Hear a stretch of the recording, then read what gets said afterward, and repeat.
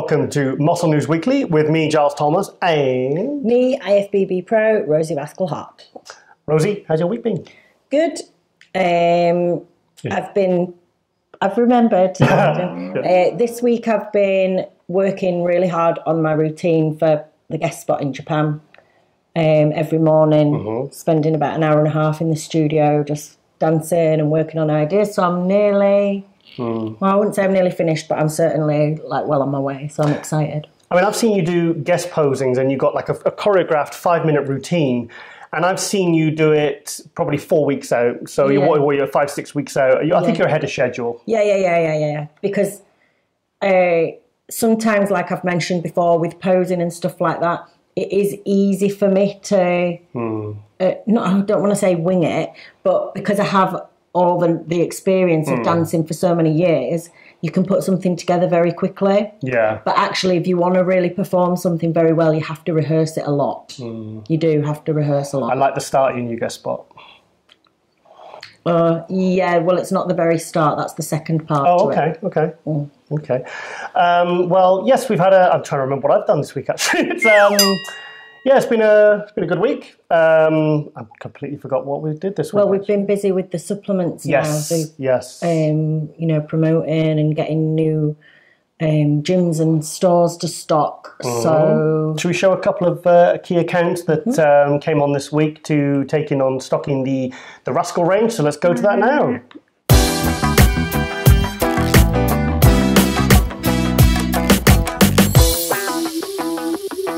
So that's two of, quite a few accounts we picked up this week. So very exciting because, of course, this show is brought to you by the Rosie Rascal range.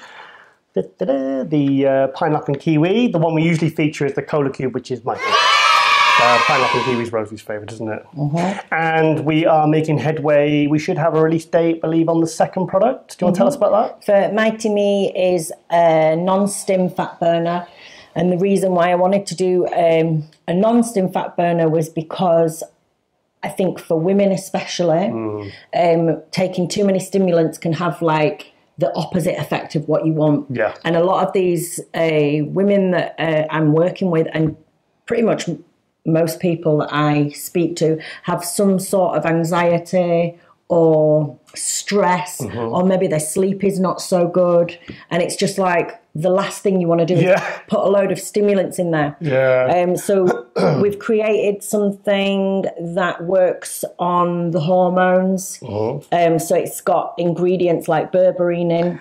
Well, you got me taking berberine about a year ago. Yeah. And for me, it's actually a better, because I'm diabetic, it's actually a better alternative than metformin, because metformin basically gives me the shit. It doesn't work for me. It didn't even really do that much too much to my blood sugar either. But the berberine, I've noticed a definite improvement in my blood sugar level. So it does work. Actually, you could even up your dose. At the moment, I think you only take something like 500, 600 milligram a day, but I think actually you could do that 3 times a day and have like some serious benefits to the diabetes. Yeah. But yeah, we've included that because it has a positive impact on the insulin sensitivity and brings your blood sugar levels down, and in turn is going to help you lose body fat. Because you're going to be utilising and handling carbohydrates better. Glucose disposal, energy levels. This is all things that, as a diabetic, but you put it in for blood sugar regulation generally, didn't you? Yeah, and I mean it's not just good for that. Berberine is like a super herb, but that is the reason why I wanted it in the fat burner. And then we've got other things in like kelp. And selenium for thyroid support and function. Yep. And we put something in called Dong Quai, which is really good. Which is really good again for female energy. It can help with things like PMS. Women going through menopause, it can help with symptoms like that. It's a really, really interesting ingredient. When we were working on designing this product, you said to me, you want these products to be something your mum could take, and you want it to be something people can take year round. Yeah. Because a lot of the stimulant-based fat burners are something that they'll take for oh, I'm going on holiday in 6 weeks, I'll take a load of stimulant-based fat burners, blast it for 6 weeks, and then they come back, they put the weight on holiday, come back, and then they're back to square one again. But you wanted something that you said any woman could use, and they could use it all year round. I just want to create supplements that are actually working at a much deeper level. Yeah. To create harmony within the body so that your body can naturally function better. The ingredients in this are all things that are going to support your hormones and bodily functions, and it's not something that has like it's going to have a crash or because a lot of the time when you have these stimulant fat burners, especially for women, I think you can get a crash and then you're going to crave. This is what I found anyway. I would start craving sugar and craving food, carbohydrates. Vicious circle. Yeah, because the minute I feel tired, my mind really struggles. I get confused between the feeling of tired and hunger. It's like it doesn't know the difference. So as soon as I'm tired from a crash, all I can think of is food, because your body thinks it needs energy. It completely defeats the purpose. But it's funny because you haven't just stuck your name on these products. I like the Amino Spark. You've been using ashwagandha for what, a year, 2 years now? Yeah. And obviously in the new one, the Mighty Me, you've been using berberine. Well, I've seen it in your cupboard for at least 2 years. Yeah. So these are products that, and you put like a really good dose in there, haven't you? Yeah. Everything's like, there's nothing in there just for the sake of having it on the label. We really wanted to put it at a dose like what I would take or what I know is going to work for people. Look, in the Amino Spark, there's a gram of matcha green tea, isn't there? It's a really hefty dose. It's got to be. The thing is, it has to be effective. Otherwise, it's not going to be effective. It's just going to look good on the label claim. But also the advert, fantastic response. The Amino Spark advert that went up last week. What a response on that. Funny. Wasn't it? Yes. Yeah, so I thought you were going to say something about it then. No, everybody loved it. Yeah, it was really good. Very, very you. Yeah, Rosie Rascal. Very Rosie Rascal, yeah. So we're thrilled about that. So yes, and we had a lovely weekend, didn't we? Did a nice barbecue this weekend. Yeah, because it's been so sunny in England. And we have like a huge garden, which we very rarely used the last 2 years. We've been in this house 2 years, and the 2016 summer, Rosie was doing Dallas, which she won, and then she was prepping for the Olympics, so we're not going to be having any parties or barbecues. Last year, Rosie was prepping for the Tampa, and then it kind of, we said, oh, we'll organise something. We came back, and we never did we? No. So it was nice to get some friends around yesterday, put some fire up the Barbie and... I don't know why I thought you were going to say fire up the bum. What's he going to say now? Didn't have a curry. Yes, so that was... Yeah, it was good. It was nice to have some music on and...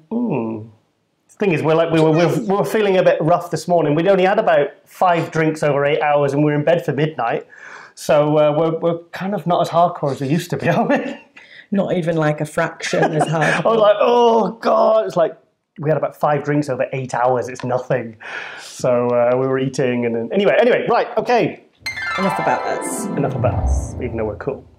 Back to bodybuilding. Right, the first order of the day is, remember last week I was saying about Ricardo Correa? Yeah. The British, he's a Portuguese import, moved to UK. Import? Yeah, he moved to UK in 2008, 2009. And then earlier this year, he's moved out to Dubai. Obviously, it's Ricardo Correa who won Chicago, Vancouver, and EVL Prague last year in the 212, came 10th in the Olympia. Pretty fantastic year last year for Ricardo, wasn't it? Yeah. And he's been moving out to Dubai and he's been doing really well with his personal training. He's booked solid. But I messaged him the other day to get an update video and I said, Ricardo, why haven't you done this update video? And he said, oh, you haven't heard? And I was like, what do you mean? So he sent me, this photo, so check this out.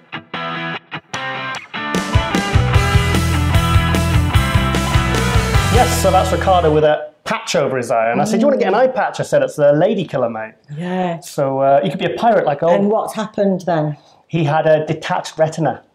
Very, very, very... You can go blind. Is that the same thing as what Shanique Grant had? I believe so, because if you don't get it operated on, you can go blind. Yeah. But the problem was he was out in Dubai and they said the doctor over there wanted 10 grand to operate on him, or he would go blind.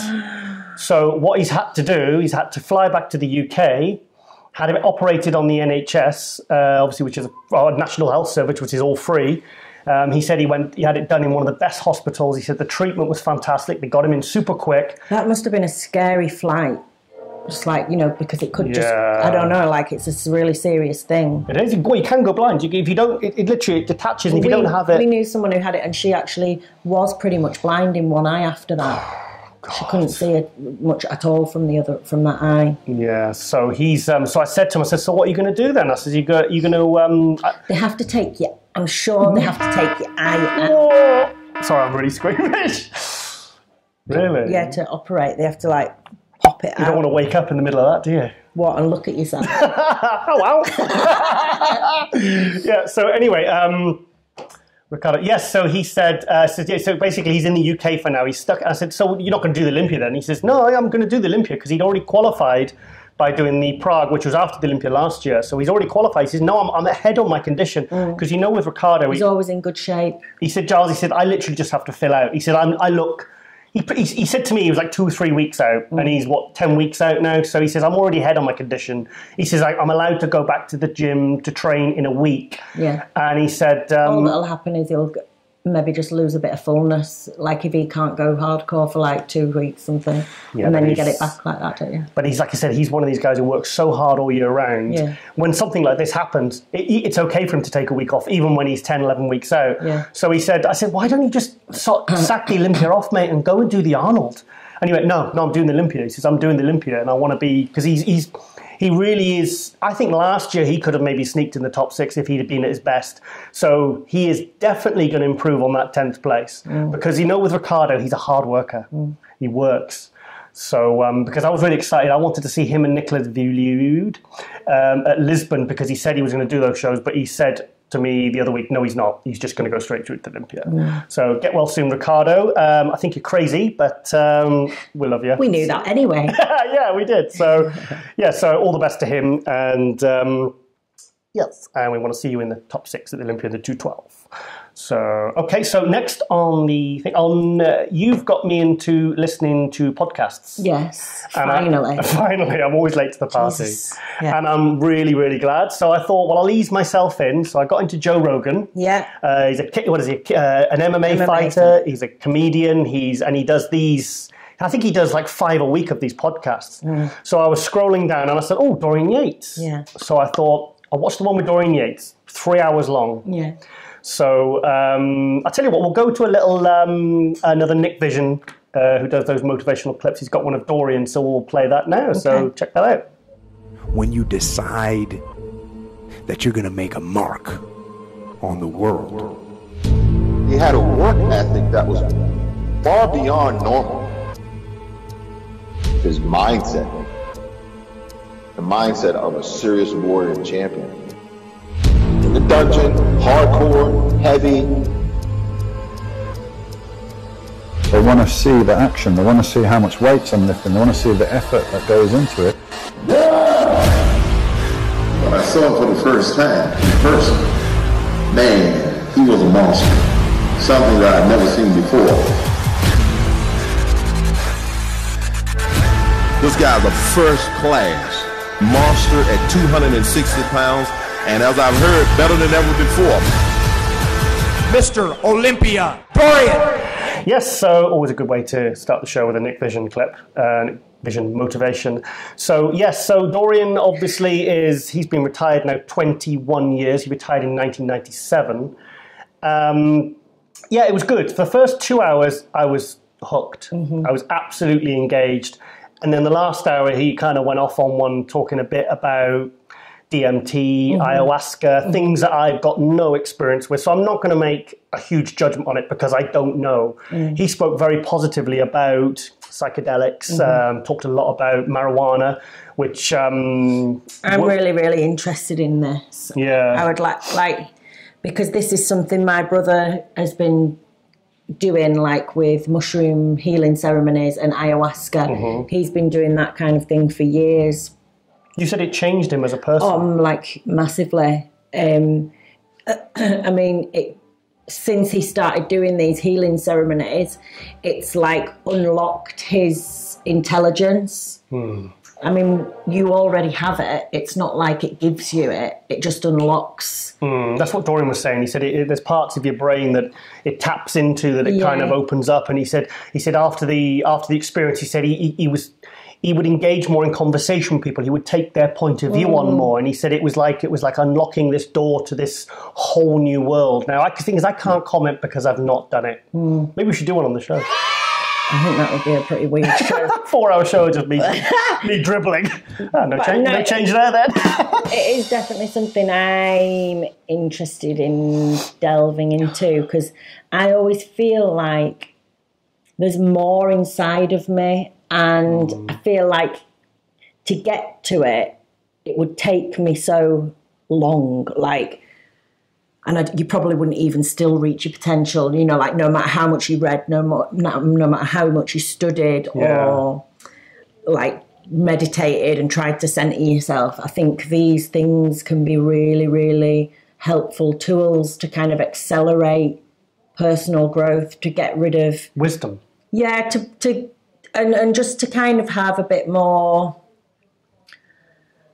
like self-awareness and perspective about like what matters, and also just to kind of guide you a little bit whether you're on the right path in life, because sometimes it can be easy to be sort of driven by your ego without knowing. Materialism, ego, things like chasing, you know, people who put so much into their careers. I've done it where I've been all about the money, and I've been about, I've got a car next week, I want a bigger one, I want a better one. And it's like you can sometimes lose yourself a little bit, and, you know, and does it really bring you any happiness? I've had really good incomes, and I've had, you know, where it's been not so great, and I can't really differ. In fact, more money, more problems in some ways. I honestly, I like the way you just spoke like a gangster there. More money, more problems. So, and also, Dorian was talking about medicinal marijuana for medicinal, because there's a big case in the UK at the moment. There was a woman, a mother with her 10-year-old son, and he was having like 100 fits, epileptic 100 a day, and it was obviously very distressing. She was having full-time care. She was giving him a high concentrated CBD oil without the what's the psychedelic, the THC, which was giving him. It stopped him. He hadn't had an episode for like months. Yeah. She went over to Canada, tried to bring some back, and she had it seized at the airport. And apparently, when they seized it, even the people at customs were like, they had tears in their eyes. They said, "We've got to take it off you." Mm-hmm. So it's basically sparked this case that. But the kid went into a really bad seizure, and I think then he was on life support within a few days of not having that CBD oil. So there's a big thing in the UK now with trying to legalise it for medicinal purposes. Now, I've never smoked marijuana. I've never been interested in it, but in fact, I was talking to Ronnie Coleman's business partner, Brendan, because he messaged me on Wednesday, and he said, "Have you seen Ronnie's new film? You know, the film we've been plugging, which came out on the 22nd, put together by Generation Iron." And he was saying, I said, "How's Ronnie doing?" I said, "Oh, this film's great." I said, "But how's he doing?" He says, "Well, even his best days, you know, pretty hard. He's in a lot of pain, and he's on a lot of sort of pain relief." And I said, "Has he ever considered like medicinal marijuana? You know, get it prescribed?" You know, I said, "Surely that's better than, you know, the opioids, which is a huge epidemic in America. People are dropping dead from all these super strong addictive painkillers, which a lot of people like tramadol and all these really horrific compounds, you know, which are kind of being prescribed to people with extreme pain." And I said, and he says, "I'll certainly suggest it to him." Yeah. So, yes. But anyway, so Dorian, that was up to the first 2 hours. I was engaged, but it was really good. And I think, and Joe Rogan's a very interesting guy as well, on about flotation tanks and all sorts. But it went right through Dorian's career. They were talking about UFC. I mean, in 3 hours, you can imagine they covered a lot of stuff. Yeah, I really love those podcasts. I just get so much inspiration out of them, and kind of just getting an insight into the mind of like these kind of next level people. Yes. Whatever it is they do, whether they're a writer, a bodybuilder, a scientist, it's like, you just learn so much. I think the trick is, now I've kind of eased myself in, I think the trick is to maybe just pick one at random. Yeah, this is what I do. Like I just got in the bath the other day and played one. and it was a guy, I can't remember his name Not now. the Terry Christian one, was it? No, but this guy was like, just like a badass SAS kind of guy. And it was just talking about the story of his life as a kid, was like beaten really badly by his dad. He had a really like shit childhood, and there was a lot of racism against him as well.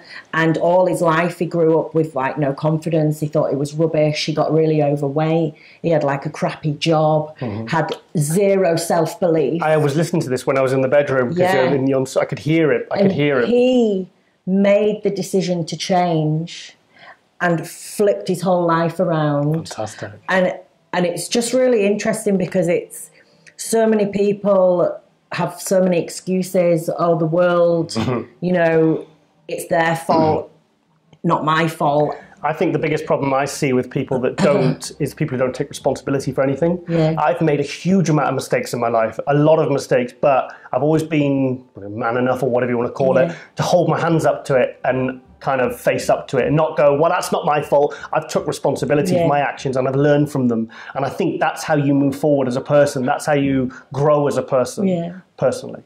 But very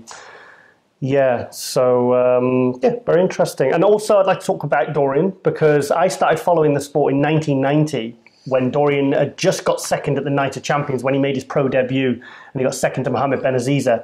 And if I was to, because I worked for Dorian in 1999 at Metrex, because he was a 50% share partner in this company. He used to come down every month, and I'd sit with him, and I've got a couple of funny stories I'll tell you now. And I think the best experience of Dorian, in fact, I think it's one of my most amazing bodybuilding memories, is in 1992, I was 16 years old, and it was the British Grand Prix. And I remember I bought the tickets as soon as they were available, months before, and in the last couple of weeks before the show, I couldn't sleep. I was so excited. I was going to see all my heroes. Did you wee a little bit? I did wee a little bit, yes. And obviously, this was the year that the Olympia was held in Helsinki. Now, 1992, there was no internet. There was no, you had to ring up Gold's Gym. You used to have to ring people like that? Yes. With the round telephone. But it was hard to get like the Olympia results. Now this British Grand Prix in Nottingham was held one day after. So they had the whole, apart from Sean Ray and Lee Labrada, they had the full Olympia lineup. Now bearing in mind, we get in there, the morning after the Olympia, we're travelling up. No one knew what the Olympia results were, because obviously Lee Haney had retired in 1991.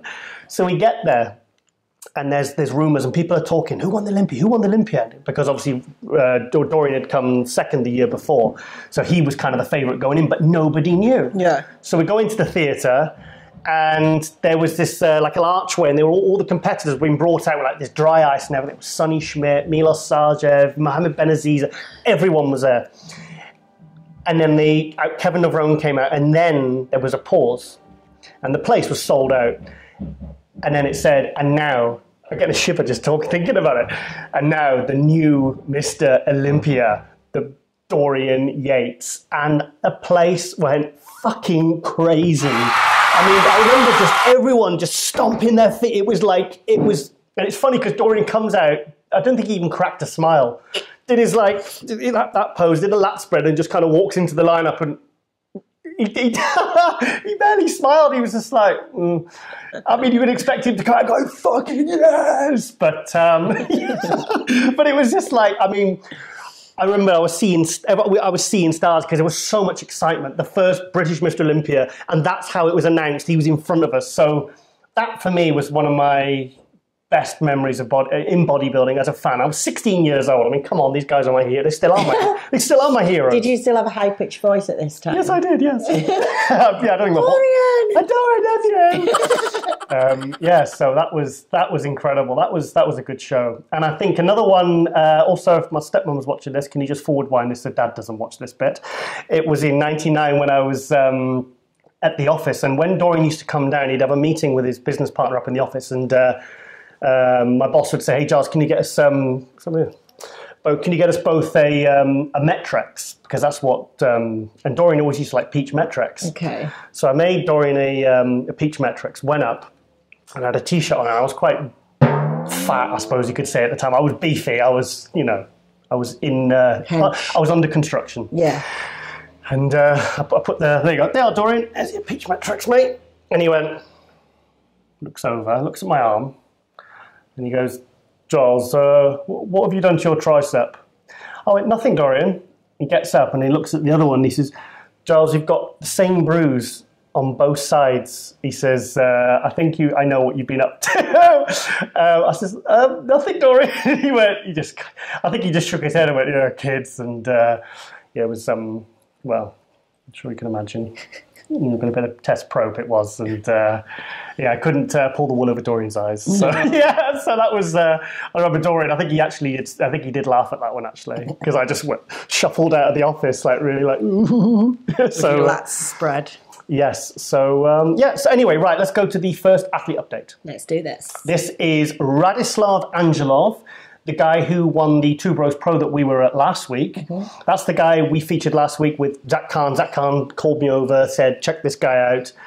Now, this guy weighs 172 pounds on stage, and there he is winning an overall. And with guys like Sean Clarida winning pro shows at around that same sort of weight, I think this guy's going to be a fantastic 212. So let's go to his update now. Okay. Hi Giles, hi Bodybuilding World. My name is Radislav Angelov. I'm from Bulgaria. Last weekend I won my pro card, and now I am IFBB pro bodybuilder. Now I'm in the gym for my workout, hams and calves. I start my off season because now I can't compete with the amateurs. My next goal is pro stage. Still I don't know when will be my pro debut, but first I must gain some kilos to have a chance to win, because I wanna first time to be 100% ready for the stage. I will give everything from myself, like every time. I want to introduce myself, and first I want to tell I'm 28 years old. I compete from 8 years. I have many competitions behind me, 8 years, and I compete every single year. 4 weeks before I won Balkan Championship, there I also get the overall, and 4 weeks after the Balkan Championship I am pro. This was my big dream, to get pro card. My first try for this was before 2 years on Loaded Cup. There I also get the overall, but IFB don't give me pro card. They say that I have time with the amateurs, and that was very bad for me, because you know, you follow your dreams and they stop you. They don't care about that. But now I am in IFBB Pro League, NPC, and for first time I see the difference between federation. I hope here everything will be different and better for the competitors. And that was for me. Stay updated. You can follow my Instagram to follow my journey. And now it's time to continue with my workout. Bye.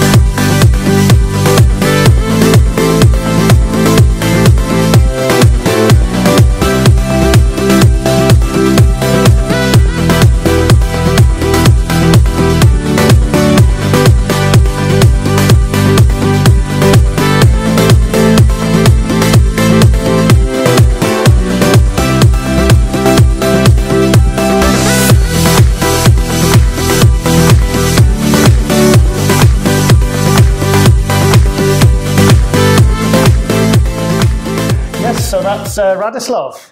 He did that. He did that. Well, at the start of the video, I don't think he realises in the UK you can't do that without it being... It's like on the film we watched, the Churchill one. And Darkest Hour. He did that famous thing for the newspaper where he went like that. You meant victory. And he meant victory. And then she said... People do this as well, don't they? She said, Prime Minister, she says, that means something. And he says, well, what does it mean? Gary Oldman plays him. And she says, what does that mean? She says, it means up your bum. So that's why he started doing that. I don't know whether it's true or not. But yes, so Radislav there, a new 212 guy from Bulgaria. Just such a lovely physique, so complete. I just hope he doesn't try and get in a rush, and I like to see him as he is there in it, because that condition, that, you know, like I said, Sean Clarida is a perfect example. Clean lines, sharp separation. You know, when he was posing last week, when Zach was making him hit some poses and stuff, you asked him, do some poses. He was, I was really impressed with him. And his legs are fantastic. And but isn't that great that guys like that can go in and win an overall quality? Yeah. Beautiful. That's the secret. So a big thank you to Radislav there. And we'll keep an eye on that guy, because who's to say he couldn't make a huge impact straight away in the 212? Yeah. Who's to say? Not me. Not me. Yeah, not you. So, okay, Rosie, well... Nivette Super Duper MD column. Do I hold the issue up? I'm going to find it, and then I'm going to do that. I just need to find Ask the Rascal. Ask a Rascal what? Stretching. It does a body good. The benefits are endless for bodybuilders. Don't have to read the whole thing. Okay. But basically, we got that one off. Basically, I wanted to do, because like stretching is a massive part of my bodybuilding and always has been. And touch wood, in the whole time that I've been training as a dancer since the age of 3. Just flicked a fly there. And then bodybuilding since 2007, I have never had an injury or anything that has prevented me from doing any exercises or any... And I've seen you shifting some big weight for your size. Yeah, like not as much now, but there's been times in my career where I have been very strong and never got an injury, and I really, really do put that down to the fact that I've always kept my muscles healthy and flexible. Yeah. Because then your body is free to move functionally, properly through each motion. Do you remember guys like Flex Wheeler? He was a martial artist. Now, he could do the full splits. Do you think that was a contributing factor to the kind of the muscle bellies he had? Yeah. If you ever see... Like his hamstrings, they had like that sweep, and his legs had a sweep, such an amazing shape. It was so full. Yeah, 100%. Because even if I go and have a fascia release massage, my body can look different straight after that. Because when they release the fascia, the muscle... The muscle can sit free how it's supposed to, so it sits rounder. When you see people that don't stretch and have tight muscles, to me, I can spot it a mile off, and it looks ugly. It looks ugly. You see them backstage, and they're like walking so tight, and everything's kind of like your shoulders are pulled forward, and they look uncomfortable. You don't get really like nice, beautiful separation. Not like when you stretch. See, the pros, like I remember the first video assignment I ever had for MD, and they sent me to Rotterdam when Roly Winkler was getting coached by Sybil, their grandma. And that was when you didn't really hear that many bodybuilders getting sports massage. Yeah. And I went and I filmed him getting the sports massage, literally all over. They were doing his abs, they were doing everything. And things like stretching and the sports massage is something the pros have been doing for 15, 20 years. But there doesn't seem to... I think only in the last few years do I see amateur bodybuilders jumping on, certainly the massage, but not things like fascia release, which we've both had, stretching. You know, you don't see... I mean, I remember, funny, going back to Dorian Yates, I was filming in Temple Gym. This was about 6-7 years ago. I forget who I was filming. But Dorian was there just training. He was there training, and he was doing some legs. Yeah. And so he was, obviously well retired. This was back in probably about 2012. And he was on the floor stretching for maybe half an hour, 40 minutes. And he wasn't, I don't think he went above like 2 plates a side squat. And he was supersetting with leg press, perfect form, you know, just enough to kind of get a good workout in, but not the kind of workouts he needed when he was Mr. Olympia. Yeah. And he was on the floor stretching, and I was like, he said, what, just for that kind of workout? And he says, no, I always do it now. I had a client the other day, and her quads won't grow as fast as the other body parts. Okay. So I got her to come in for a face-to-face PT so I could like analyse her when she was moving, how she trained. And I realised that the flexibility around her pelvis and her hip flexors and her adductors was so tight. Mm-hmm. So straight away, I now know that is why her quads are not growing. Right. It's not because she's not lifting heavy enough. Right. It's not because she's not training hard enough. It's literally because there's a functional issue. Mm-hmm. So we spent about 20, 30 minutes, and I took her through some mobility of the pelvis and hips. And then we did some like plyometric work to activate the quads. Yeah. And then by the time we got downstairs, we did the first exercise, and she was like, whoa, really? I have never felt my legs pump up like that ever. Blood flow. Yeah, we opened everything up, and it was then really easy as well for me to pick exercises. And I would say, okay, this is the part of the quad I want to target. And she'd be like, yeah, I can feel it. I can feel it. And I could actually then isolate particular muscle groups. So you've got a lot of bodybuilders' mentalities, and I'm talking about mainly the guys. It's about upping the dose. Yeah. It's about training heavier, getting stronger, getting heavier. Yeah. When really, maybe they need to start thinking about stretching and these kinds of preventative to prevent injury, encourage muscle growth.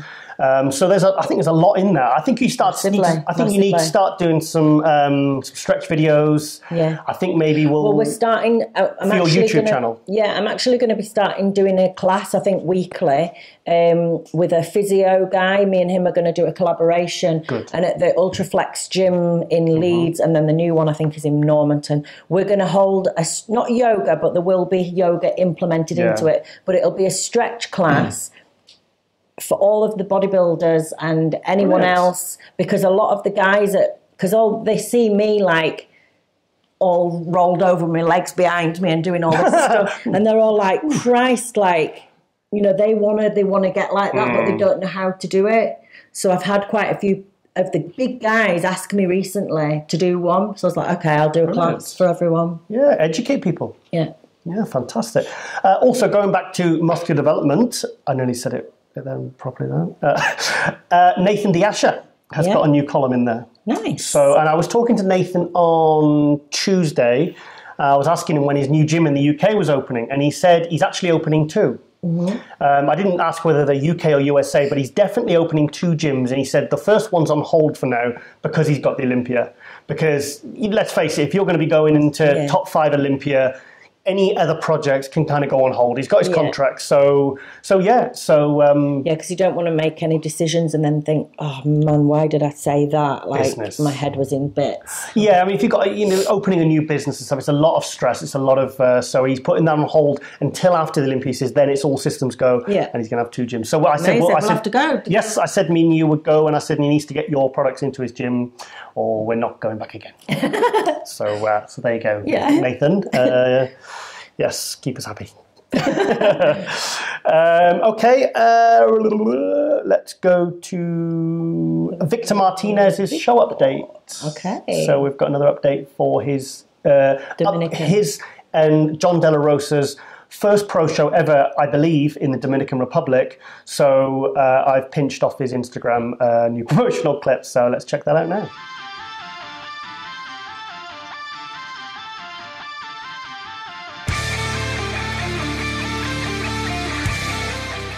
Welcome to Coat of Arm News. I'm here with Victor Martinez, John De La Rosa, and Oemil Rodriguez.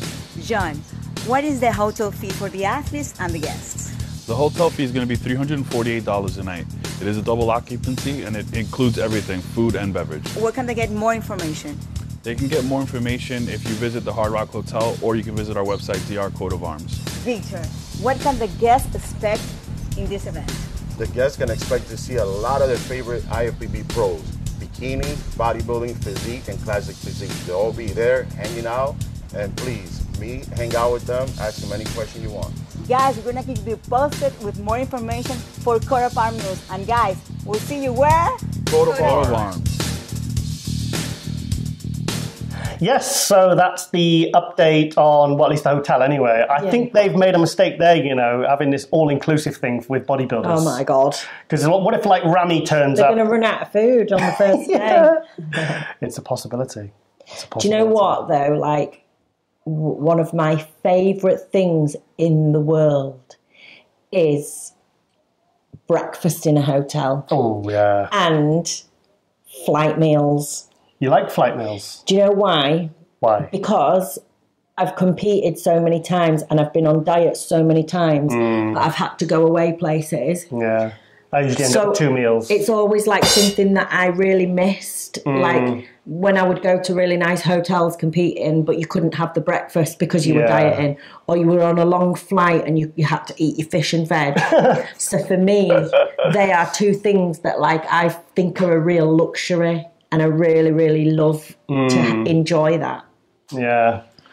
Well, just to let Victor and John know, if you really want us there and you want to pay for us to come out, if you want to add a little bit of class. A bit of class, and if you really want us there, we'll class come. And ass. Class and ass. Which way around? Could go either. Works both ways. Okay. Okay. Right now, I've got time for I'm going to have to cue the sad music here. Okay. Because I've got a bit of an urgent appeal to Flex Lewis. Okay. Yeah. This is it's a bit of a tearjerker. This. So I just hope you guys can all just watch this and not break. And not break. So just check this out. This is very sad. An art? I want an art with your signature. From who? From Flex. Flex who? I love him. I'll get you one. Yeah, so I have to wipe away the tears there. It's, poor Nick. It's pretty sad. I mean, poor Nick, he's been asking me for 2 years now, and I still haven't got him a signed Flex Lewis cap. I've begged, I've pleaded with Flex, but he keeps forgetting. He's just, I don't know how Flex Lewis can be so heartless.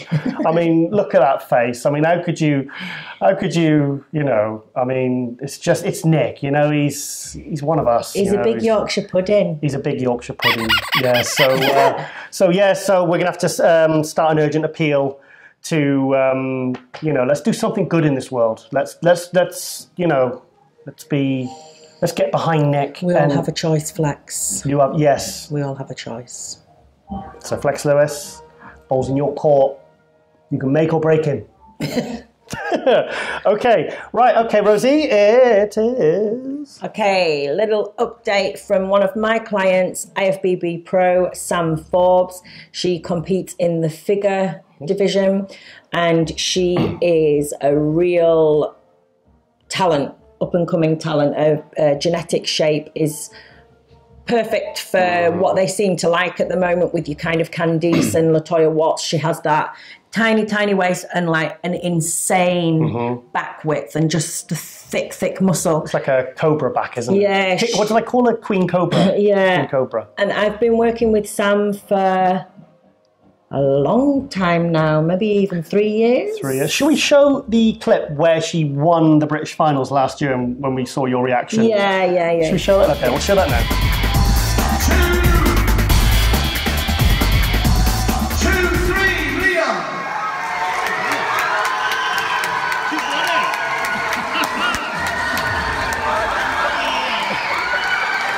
How do you feel, babe?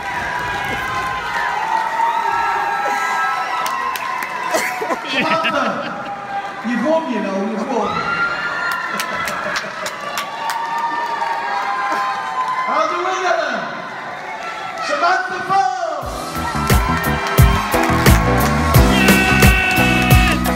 So that was, I'm glad I got that on film because that was a real... That was one of the best moments ever. It was, wasn't But it? she's a really special client. I really enjoy working with her, and we've built quite a good friendship as well. She's very funny, really funny girl. Sends me lots of stupid videos. She abuses me like shouts at me when I take her carbohydrates low. She whinges and begs for a Nando's. She's like, can't I just have some chicken? Want some chicken and sweet potato wedges, Rosie, man. And she'll be like screaming at me. But yeah, so we're really excited because it's going to be her pro debut in just a matter of weeks. She's looking amazing. Which show? She's doing, is it the Portugal one? Oh, she's doing Lisbon. Right, okay, the one that Nicholas is doing. What is it now? Only like 2 or 3 weeks? It's literally 2 weeks, I think. Yeah, 2 weeks' time. She's looking really good. Her head's a complete mess. But she's looking sick. So the messages are getting more abusive. The voicemails. She'll send like these long voicemails, and they're just on WhatsApp, and Rosie just plays them and just cracks up laughing because you can see she's starting to lose the plot. It's really funny because she'll send some freaking out, and then the next one will be like, Rosie, I just want to tell you that I really love you. And it's like... She's drunk on carbs. Yeah, it's really funny. Yeah, she's had a spoonful of rice. So should we... So let's have a little update from Sam to see how she's doing. This was like a week ago that she did this for us. We didn't manage to put it in last week. So let's see what she's been up to. Hi Giles and Rosie and everyone at MD. I'd like to introduce myself. My name is Samantha Forbes. IFBB Pro. Right, so let's talk about my pro debut. How am I feeling about my pro debut? I'll be really honest. I'm feeling very nervous about my pro debut, obviously because it's the pro stage, bigger criteria, better conditioning, bigger muscles. I'm kind of, should I say shitting myself? I'm not even allowed to swear, sorry. I'm quite scared. Not paranoid, like petrified, but nervous. I've got a bit of anxiety about if I'm going to do well, what the other lady's going to look like. Obviously, that's the one thing that you won't not worry about, but you're quite concerned about. I mean, what they're looking for, what the judge is looking for, because obviously I came from UKBFF. As a federation in the United Kingdom, so it's a different criteria from the IFBB Pro League. So obviously, as I said before, it's more conditioning, bigger muscles. You have to have your posing on lock. It's all about being graceful and being very elegant while showing off your muscles at the same time. So yeah, I'm looking forward to it though. It's in Portugal on the 15th of July, so I'm currently 6 weeks out. As I said before, I'm kind of scared. I'm kind of a bit petrified. Sorry, I'm doing this from my room. Obviously you can see all my clothes there, which I apologise for. Yeah, so I'm looking forward to it, but at the same time I'm very nervous. How am I feeling coming into it? I mean, obviously I said I'm nervous, but I'm feeling excited. It's a new chapter for me. It's a whole new experience, isn't it? The pro stage. What I am a bit, I'm very inquisitive about like what will be backstage with the pros. Obviously, there's certain pros that you follow on Instagram, and it'll be nice to obviously meet them if they are at that show. So yeah, I'm quite excited. What did you do this prep to improve and prepare for the pro stage? Okay, so for my off season was a good off season. I really made sure that this off season I basically didn't really miss any training days unless I was sick or something really important came up. So yeah, my off season was really good. What I focused on more was my legs. I felt like in the British finals last year, October, my legs went down a lot in size. If you compare, because I did the Arnold Classics in Barcelona in September last year. Now, if you compare the two pictures, you can see that my legs are more smaller at the British finals. So, but they're better conditioned, but I would want more density. So what I worked on this time was training legs basically training legs 3 times a week. My coach, Rosie, helped me do that. and with the help of Archie as well, we looked at my body parts and looked at what needed to improve. So one of them was my legs, the other was my shoulder, but the only problem with my shoulder is that I had a shoulder injury and a back injury.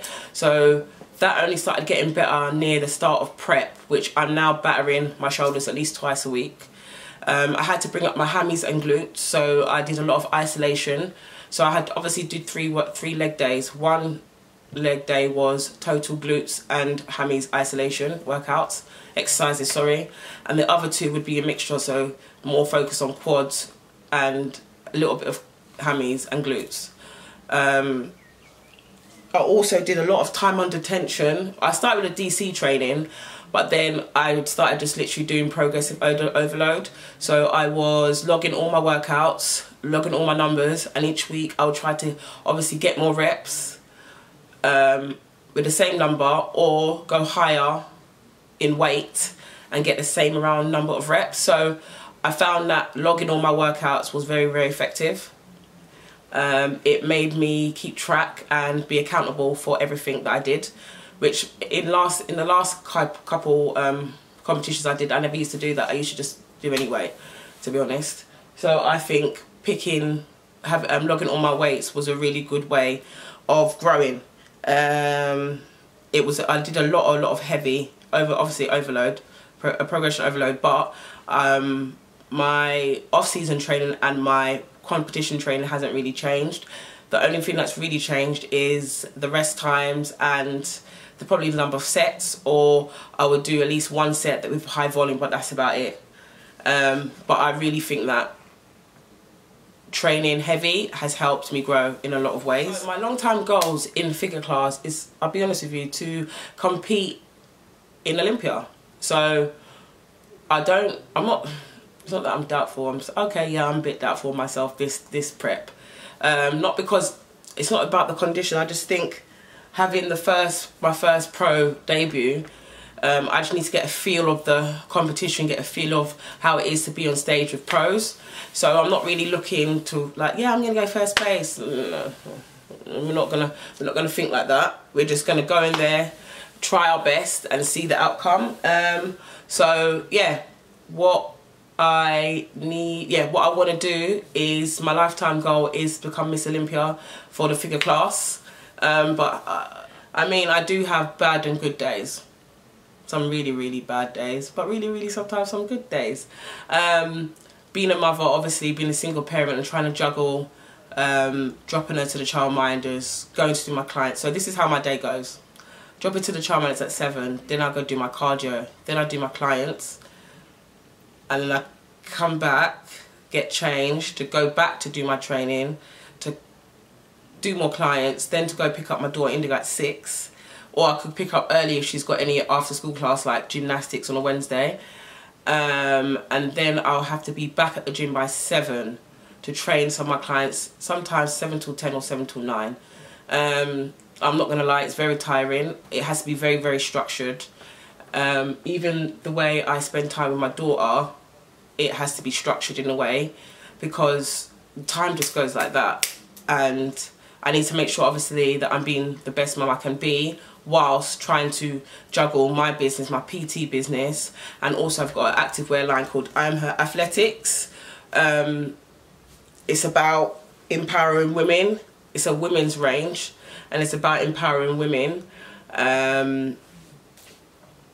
So basically what happened, how I started the business, is that when I had my daughter, I basically nearly died because I caught an infection.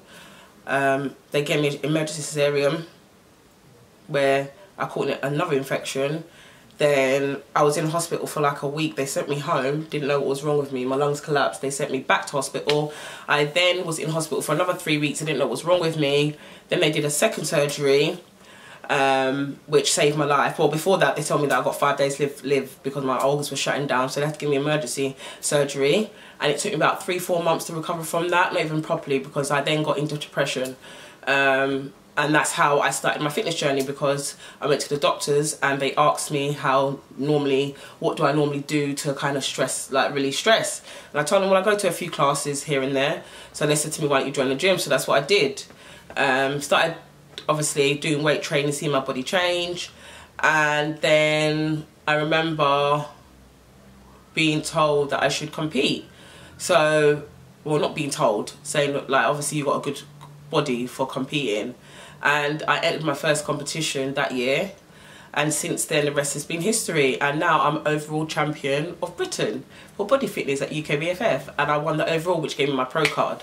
So in that's where the I Am Her Athletics comes from. It's about channeling your strength within and trying to be the best version of yourself. It's not about competing with anyone else. It's not about competition. It's about your own self, what you can improve for yourself day to day, week to week, year to year. So that's where I've come up with this logo. So I do my PT business under I Am Her Athletics. I also have t-shirts, leggings, jumpsuits, that type of thing.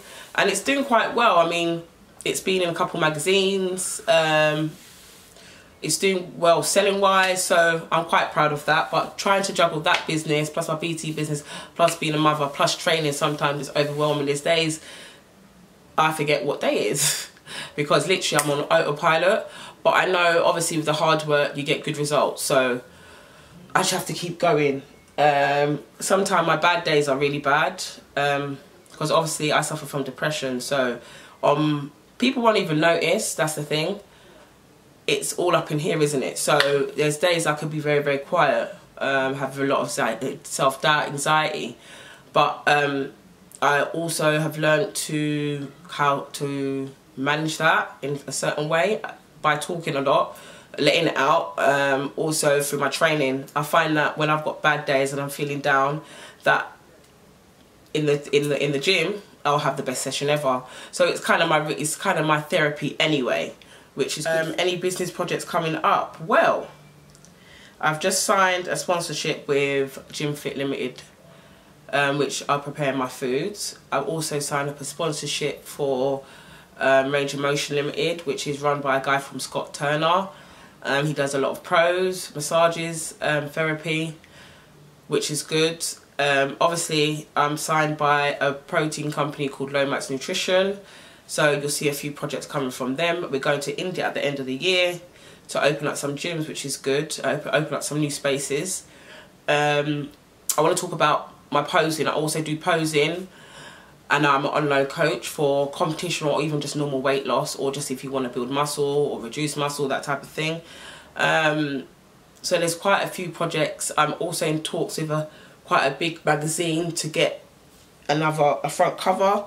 I can't tell you which one it is, but we're in talks about it, which is good for me. I'm quite excited about that. You know, when sometimes when you're on like prep, you want to make sure that you're looking really kind of lean. But hopefully I am. Sorry. Yeah, so there's a few projects coming up. I'm ambassador for Callum Bess's journal called Best Life Journal, and he's also got a fit journal coming out. Well, it's out already. To get 10% on that, use Sammy10 on the checkout code. So yeah, it's a few projects in the pipeline coming up, which I'm quite excited about. I'm expanding my range, my I Am Her Athletics range. Please go to www.iamherathletics.com if you want any of the clothing, and also you can see where I do my PT there. And yeah, that's it. So thank you for listening. Remember guys, my first pro show is the 15th of July in Portugal. IFBB Pro Show Portugal it's called. But yeah, thanks Giles, thanks Rosie, see you lot later, bye. Yes, so how do you think she's going to do in Lisbon? I think she's going to do really well. I think she will. I think she will. The only thing that can slightly hold Sam back is just the fact that it is very hard for her to get condition. Right. She's one of these people that she can't lose muscle even if you try. Right now she's doing like 2 hours cardio a day, walking. Some days she only has protein. Oh God. Her body is insane. Yeah. She's so carb sensitive. Is it endomorph? Yeah, you said she's carb sensitive. Is it endomorph? Yeah, endomorph. Endomorph, yeah, where they can build muscle for fun, but to get body fat off, it's torture. She's still been getting stronger, all the way through the prep, and we really have to push her. like but you pulled out to the limit. Didn't you pull out the carbs and the fats to experiment to see if it would work? Yeah, and it works. Oh, it works. And I'm so sorry for her that it works, but it does. It's hard. We have to have high cardio, and we have to go low on the food and low on the carbs, and it's tough for her, but of course so. It's the only way to get her in condition. So, but she's got the development that will. Yeah, she's got beautiful muscular development. She's much tighter this year than she was last year. Like next level condition. Okay. Well, she was good at the British. She won the British. She came third. She took 2 third places at the Arnold Europe. Yeah. So she's not. She's. I mean, the standard there is as good as any. Any kind of approach in terms of conditioning. I think what we've learned as well is that actually it may be better off trying to bring her in a little bit flatter. Right. Because actually she just looks drier and better, and she's got enough thickness and muscle mass to come in flat. And her shape is so amazing. There's no one on that stage. I guarantee there will be no one on that stage with her shape. No. Not even close. It's a genetic. It's like comparing like a flex wheeler to, well, I don't know, someone without a genetic shape that good. It's a beautiful structure. Yeah. And I seen her, was a video on Instagram she put up, and she was doing dumbbell rows with 50 kilo, 110 pound dumbbells, like strict. Yeah, she's really strong. Fucking strong, really strong. I was like, whoa. Yeah. It's more than me. Yeah. So, Good luck to Sam. I'd love to go to Portugal. I want to go to that show. Imagine we'll see Nicholas. You could see. Do you know what I think though? That weekend, I've actually got my friends christening, kids christening. Okay. Well, it takes precedence. So maybe they can move the show. Yeah, maybe. Well, they want us there. I'll have to send them an email. Okay. Well, good luck to Sam there, and keep pushing love. And just keep sending her abusive messages because I find them hilarious. So, yes, okay. Right, okay, now in the week, I saw a picture on Terence Ruffin's Instagram, and I'll show you the pic now.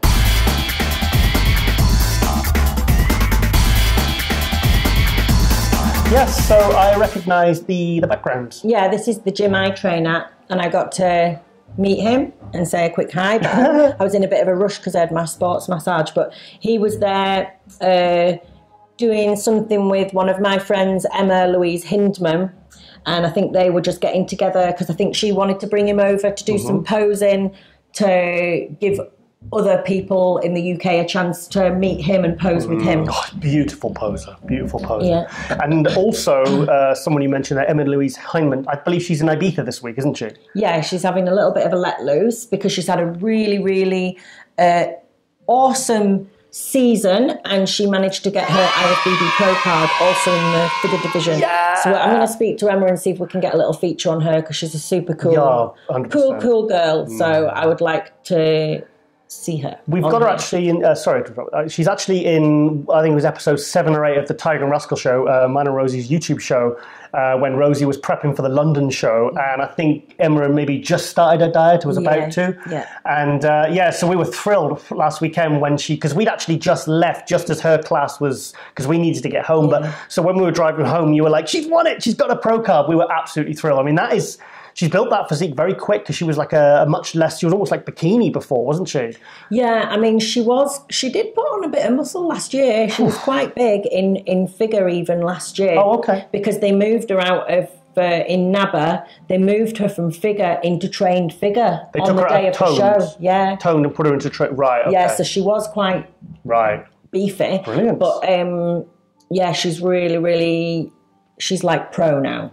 Her body's like she's a pro. Looking really good. So yeah, and obviously she's a beautiful poser. So Terence was over here doing some stuff with her. So I've actually got a little another Nick Vision video of Terence. So let's go to that now.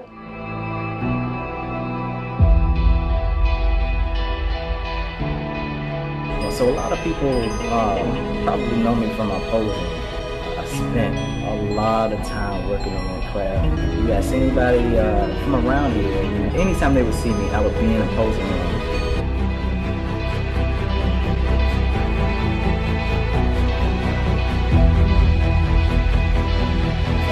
Focus. Let's go. Easy. Come on. Let's go, Terrence. Come on. Time to work. Down slow. We got one more. Lock those hips and strong, man. Come on.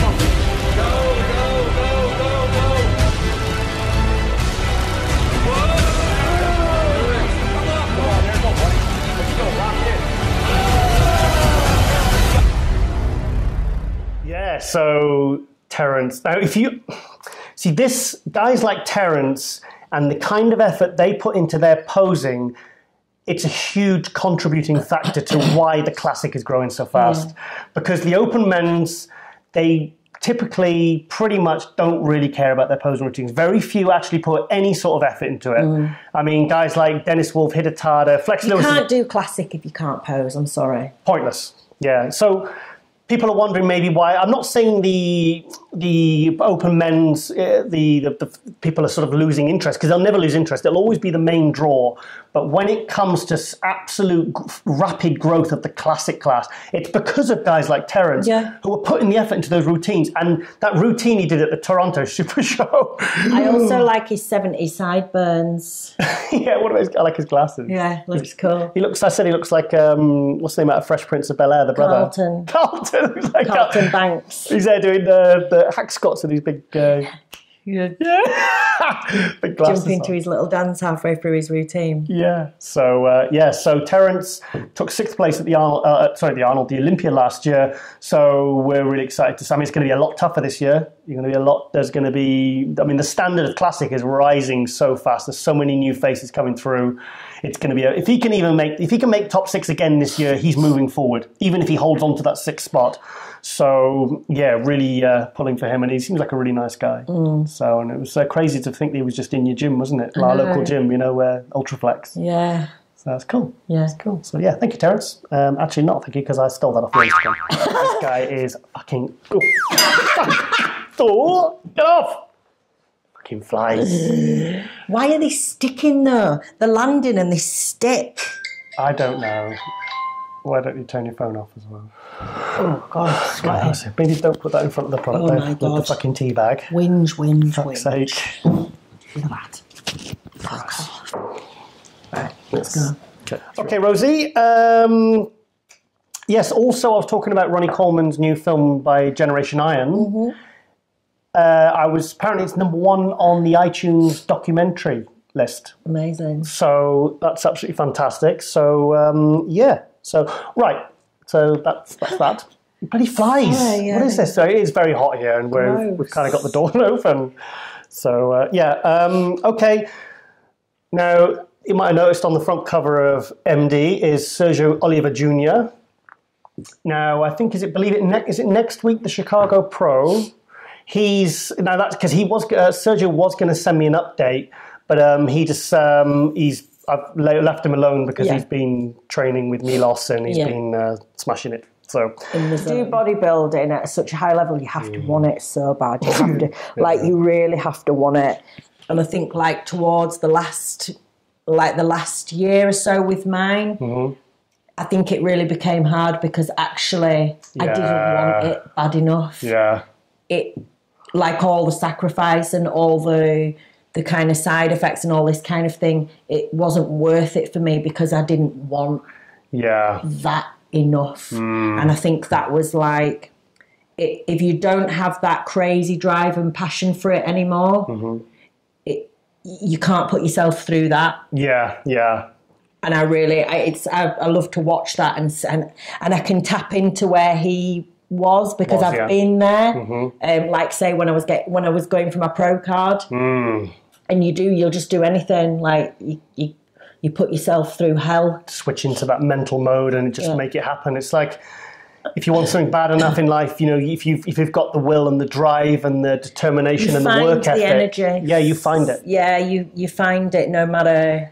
It's like the people who compete. It's like I've completely forgot what I was going to say then. You're so inspirational. You're so inspirational. I fucking forgot what you're going to say. Yeah, okay, well, fuck that then. Blah, blah, blah, blah. Fucking forgot what I was going to say. My mind just went blank then. Yeah, it's like... that happened like I did a Dexter. Oh, God, that was awful. Yeah. I still fucking have nightmares about that, Okay. 3, 2, 1. Yes, so hopefully we're going to have Sergio on. I'm going to leave him alone until after Chicago, and then we're going to get him in. I'm hoping he wins Chicago because I'd love to see him at the Olympia this year. Yeah. He didn't do it last year, even though he won the New York Pro. So we really want to get him. You know, it's time for him to start. You know, if he gets his second pro win, then it proves it was no fluke. Yeah. You know, and even though winning the Night Champions, the New York Pro, you can't really win that by fluke. No. But you know what I mean. So, so we'll get him on. And also there's, in the next week or so, I'm being a bit cryptic here, there's going to be 2 fairly big announcements in the industry, which I can't actually talk about right now, which we'll be able to talk about next week, won't we, Rosie? Yes. Because that news will be announced. One of them, I'm hoping, will announce it on this show. Yeah. Hopefully. Yeah. Hopefully. But if it gets out before then we'll just... have to kill them. Yeah, we'll have to kill them. We'll discuss it. Rosie, would you like to see a picture of Lee Priest flipping me off in the background? I said flipping off. Yes. Flipping off. Okay, check this out. Yes, so that's Naughty Lee Priest. That was at the Arnold Classic. I didn't actually spot that, even when I had the photo on my phone. It was one of my friends, Crystal, who sent it to me about a month later, and she said, Giles, have you seen this? And I was like, oh, I've got that photo. She goes, no, look what's going on in the background of the picture. And then I realised it was Lee. So big thank you, Lee. He films me when I'm snoring. He flips me off in the background. I don't know why we're friends, really. I honestly don't know why we're friends. So you've got to watch him. So Does yes. flip me off mean swearing? I don't know what flip me off means. Flip you off. I've never heard that. You've never heard that one? Flip you off? Sounds... That's an American thing. Sounds weird. It's not like something else you off. Oh, God. Yes. Anyway, moving on. So that's, I don't like to, you know me, I don't like to mince my words. No. You know me, I don't say a lot. I don't talk a lot. Okay. I never waffle on. No. Okay. I never get... Right. Okay, well, Rosie. Yes. You know, the last couple of weeks we've had a kind of, I call them tiger facts. Some are true, some are not true. Do you remember? No. No? Remember the Ozzy Osbourne one? Driving a Tonka truck? Yeah. That is true. Yeah. The last one last week of the RoboCop being me. Okay. That possibly wasn't true. Okay. That was possibly not true. Now I've got another one, and you've got to decide whether it's true, not true, or maybe there is some truth. You with me on this? Right, okay. Okay. I've competed against Dennis Wolf in the same contest. I vaguely remember something about this. Mm-hmm. Did they put you on stage as a pity thing? Oh, no! There was only you in your class. No. That is a horrible thing to say. I can't believe you've said that. I'm actually going to leave. I'm not even going to edit that out because I want people to see how mean you are. That is so horrible. So go on then, tell us what happened. I was in a contest in Scotland. It was an open show. I won my category. I went up in the overall. I did pretty well in the overall. Yeah. And I made the Scottish team, even though I'm Welsh, which they weren't very happy about. But victory. And so I made the team. This was in 2005. So basically, I went to the WPF European Championships in Datteln, it'll come up on the screen, in Germany. And they weighed me in because I actually made the team as an intermediate.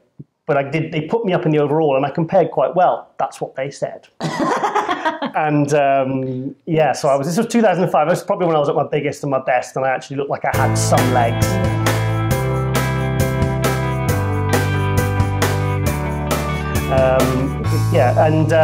So they weighed me in, and I was 93 kilos, so I was in the heavyweights. Yeah. So because they actually asked me if I was a junior, which I was pretty happy about, and I was like 30. So there you go. So I was like, stop flirting. Anyway, what's this got to do with Dennis Wolf, though? Dennis Wolf. Back to Dennis Wolf. Yes. So they put me in the heavyweights, and funnily enough, they actually stuck me on. I was with my number. I was actually stood next to someone on stage that won the heavyweights, who was like fucking Lee Priest. He was about that tall, and he was awesome. But obviously, it was a good experience. But Dennis Wolf was in the super heavyweights, and he won, and that was he won that show. So technically, technically, I've competed against Dennis Wolf. Yeah. Now, it's not like I was in the Olympia and we were in first call out together, but there is some truth to that. Okay. So, well done. Have you competed against Dennis Wolf? No. Well, there you go then. We'll shut up then. I think it'd be a bit weird if I had, wouldn't it? Well, yeah, well, this is Rookie of the Year. So, anyway, yes, I think that's it. That's it. That's the end of the show? That's the end of the show. All right, see you later. Yeah, we're actually going to end the show. Now, normally, I know we always end with something quite daft and as people have come to expect, and sometimes we like to end with Rosie's music, which is usually quite hilarious, Team UB. And I've made a lot of mistakes in my life. Yeah, but on a serious note, you've done a song. Now, we've been together 5 years, and I think from day one, when you showed me this video on your YouTube, I've been getting onto you because I wanted to see, because you've recorded a lot of songs professionally, and this is the song. Do you want to tell us about it? This song I wrote, this song I actually wrote when I stopped singing as a job, because I did singing as a job, as a career for a long time, and then I decided to stop, and I was pursuing bodybuilding full time. But I decided to start writing at that point because I thought, well, I'll still keep my creative. And I wrote a song about my dad, because we lost my dad when I was 1 year old, and so I thought it'd be nice to write a song about it. But really, just kind of questioning, because the song is "Daddy, Do I Make You Proud?" Because one of the things that kind of keeps me motivated and trying to be a better person is always kind of knowing that, like, my father lost his chance of living his life, and I've always grown up knowing that time is limited. You know, when you lose a parent young, you live your life knowing about life and death and being a bit of a realist. It's formed who you are, hasn't it? Yeah. So this song was just about whether sometimes I'm like on the right path in life, because I've like spoken before about, like, in my 20s having quite a lot of wild, I had some, you know, I was like doing pole dancing and taking drugs and bodybuilding, and it's like, that's where we met. Yeah, and it was always just like, what the hell am I doing with my life? And just questioning, what would my dad think, and would he be proud of who I was as a person? And it always kind of motivated me to try and be better, and to question the things I was doing and whether it was really congruent to the person I really was. So, yeah, it was just a song about that, really. So we're going to end the show with that song. Now, really listen to the lyrics, because it gets me every time. It really does. It's beautiful. It's like, it can't get any more personal than that. And I think it's just a really nice alternative way to end the show, because usually, like I said, we always end with something a bit daft. So, so I'll say goodbye to everyone there watching. Thank you for watching. Thank you for supporting. Keep the comments, keep the feedback coming, because we try to respond to everyone, and we try to make this show as good as possible and as entertaining as possible, as packed as possible, and we love doing it. We absolutely love doing it. I mean, I'm going to be stuck in my office now till probably 3 a.m. editing this, so let's end the show with Rosie's very special show, and let's stick a comment on the YouTube just to see if you think she should record this professionally as well, because I think this is a very special song. So with Rosie Rascal Hart, I'm Giles Thomas, and we will see you next week. Bye. See you later. Hi, my name's Rosanna Hart. It's the 20th of May 2012. This is a song I wrote about my dad, who died when I was 1. It's called Daddy, Do I Make You Proud? It's not to the original music that it's going to be to, but it gives you an idea, so I hope you enjoy it.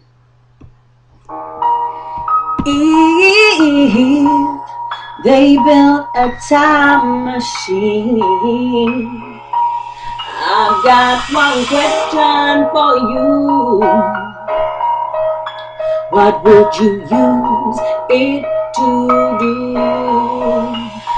Would you go back in time, save someone you love, just to hold for one moment? Would you change something you've done or something you said? and just never hold back. Well, I know what my answer would be if someone were to ask that question to me. I would go back in time and slip my daddy straight through the clouds. I'd sit in his arms and I'd ask him out loud, Daddy, do I make you proud? Oh, do I make you proud? Oh, do I make you proud? So I found a picture of you, and you were holding me there. I'm just a small child, and I look in your eyes and I swear I see pride, and it makes me feel warm inside. And the sun on my skin showing me you're proud. It's shining straight through the clouds. Well, I know what my answer would be if someone were to ask that question to me. I would go back in time and slip my daddy straight through the clouds. I'd sit in his arms and I'd ask him out loud, Daddy, do I make you proud? Oh, do I make you proud? So proud. Daddy, do I make you proud? So, Daddy, listen if you hear me. Don't be sad at every tear that you see. It's just my way to wash away the bad so I can see a little more clearly. Well, my mom's love for you has never faded, but it's left her feeling oh so jaded. And I hope that I did everything that I could to stop my family from going crazy. And you left me with a smile and an energy that I lose every day in honor of your memory. Well, one more thing before I got to go. I really need to know, so give me a sign out loud. Daddy, Daddy, do I make you proud? Oh, Daddy, do I make you proud? Daddy, do I make you proud? Oh, so proud. Do I make you proud?